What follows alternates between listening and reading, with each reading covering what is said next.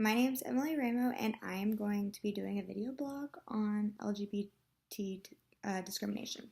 So, throughout history, the LGBT community has faced discriminations on many levels, as far as personal, social, workforce, and even in the medical setting. So, discrimination of LGBT community can go as far back as the 19th century when psychiatrics defined homosexuality as an illness or a mental disorder, which is already clearly absurd. And then even in the 1950s, Evelyn Hooker researched homosexuality and then provided the public, stating that being homosexual was no different than the general population in society, basically concluding that being gay does not make you any less healthier than being straight. So I'm going to discuss how discrimination impacts the LGBT community in a medical setting. And the equality that they deserve as a human being. I have been reading 3 different articles written by the same person that have been written between 2001 and 2016. So it's a very big time frame that he had studied the LGBT discrimination. It's hard to say exactly when it began a problem. The impediments can be rooted in the biases of the providers, institutionalized in agencies, policies, and state and federal laws, and manifest in the attitudes and behaviors of individual LGBT people who internalize the social stigma and homophobia directed at them. These difficulties are further compounded by the reality that due to fear and mistrust, the LGBT people delay seeking care, do not disclose their sexual orientation to providers, and or may hide clinical conditions that might reveal their sexual orientation. In a healthcare setting, it is not ethical to be discriminated against because this creates a more hostile environment and poor health outcomes in society. Back in 2001, Meyer identified that stigma and discrimination affect the health of LGBT populations in many ways. It can be direct or indirect, and direct routes are easily identifiable. They include exposure to violence and discrimination, and just like I mentioned earlier, poor clinical care. Indirect routes are invisible but more pervasive. They include the inadequate attention to health concerns of the LGBT people because of stereotypic thinking, lack of attention to LGBT health issues because they affect only a relatively small number of people, and lack of knowledge and insensitivity regarding the cultural concerns.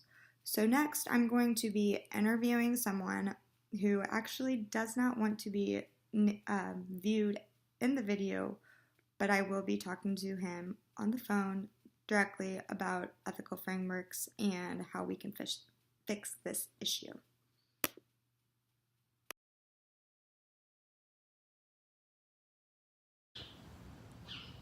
So this is my friend Megan, who is openly in the LGBT community and is also a stakeholder in our community as well in the Kansas City area. Could you tell us a little bit about what you do in the community? Yes, I am a licensed clinical social worker, and I provide therapy to children, adults, families. In the healthcare setting? Or just in a private practice. Okay. So I was discussing with her earlier that I was first talking about LGBT discrimination and relating it to health and healthcare, because there's been studies that say 28% of the LGBT population have felt discriminated or harassed in a healthcare setting. Could you tell me if you've ever experienced personally discrimination or harassment while being in the healthcare, or having, I guess, experience and in your personal life? I would say the one time that would be, I guess it was a little off-putting, was when I was never really asked about children, and I actually had to ask my primary care physician if she had any resources because we were thinking about having a child. And my doctor had no resources to give me for that. And since we say that, could you tell us a little bit about your background or identifying yourself? Yes, I identify as bisexual, and I am married to a woman. Okay. And so she was unfamiliar with your situation, or you weren't? She was familiar with the situation. She just didn't give you the options. She didn't give me any options. That's unfortunate. Yeah. So do you think that there was something different that she could have done, just acknowledging the fact that you had previously said so and that you were married? And Absolutely. I think that, asking more questions just to kind of figure out sort of what my needs were was important, instead of just assuming. Yeah. So did you change healthcare providers, or did you? No. So do you feel safe now in that? I do. Do you feel that relationship stronger? I do. It's a woman who has been taking care of me and my family for a long time. Yeah. And then we were talking about earlier how you kind of are familiar with the public healthcare model. Do you apply this into your job, or are you towards the clinical ethical frame of working? Definitely more of a public health model. We really are, I like to be strengths-based and really involve community resources, any kind of support systems that my client may have in the community. It could be spiritual or faith-based. It could be school. So any kind of other supports and other aspects of a person's life, it's really important to kind of get that all working together. To find what they exactly need. Yeah. For comfort. And then I had a couple questions about health insurance with you and your wife. Mm-hmm. Are you joint or separate? We are separate. Separate? Yes. Have you ever thought about joining, or is that, really just because the healthcare system in the U.S. makes it? I think we would really love to have joint healthcare, but right now her and I are both self-employed. Okay. And so that's really difficult. Mm-hmm. Yep. And then have you ever, I guess you just answered that question of barriers. And then there we go, I think. How do you think we could fix the stigma of LGBT discrimination in our community? I think just education. I think required education for physicians, for therapists, for anyone in a helping field. Yep. And we call those community health workers. She wasn't familiar with that. And I appreciate you talking with me, Megan. Thank you very much. Thank you.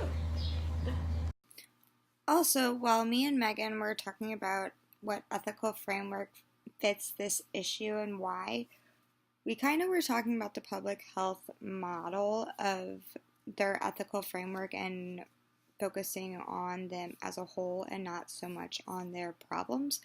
But as I was researching, I found that bioethics has rarely examined the ways in which law and medicine have defined, regulated, and often oppressed sexual minorities, which, as my friend that I will discuss in just a second, mentioned that the laws of protecting LGBT communities are often not there, and which these social conditions are characterized by rejection and discrimination to the public health of LGBT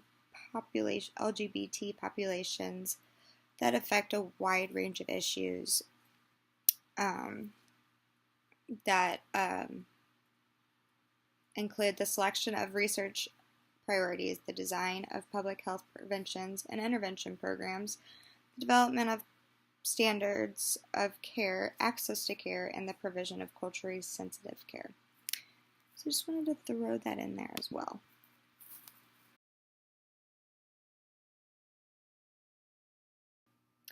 So my friend who did not want to be videotaped, but was willing to be recorded, decided to back out, but he provided me with some of his answers on where could we go from here.